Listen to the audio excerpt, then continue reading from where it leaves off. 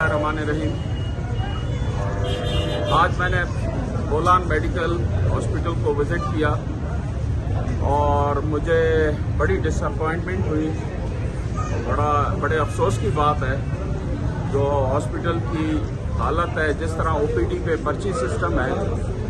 और मैंने आज सरप्राइज विज़िट किया है और ये एक सॉफ्ट मैसेज है मेरे पूरे बलूचिस्तान के तमाम हॉस्पिटल्स, डॉक्टर साहिबान, DHOs, MS के मैं किसी भी टाइम, किसी भी वक्त बगैर बताए किसी भी हॉस्पिटल को विज़िट करूंगा, उनकी सफाई और लोगों से सफाई चेक करूंगा और वहाँ के लोग और मरीजों से पूछूंगा कि उनको उनके मसाइल, उनका इलाज और उनको दवाइयाँ और सहूलियात बराबर तरीके से दी जा रही हैं या नहीं। इसके बाद जो भी कार्रवाई होगी, उस अगर किसी की शिकायत मिली तो उनके खिलाफ सख्त कार्रवाई की जाएगी। शुक्रिया।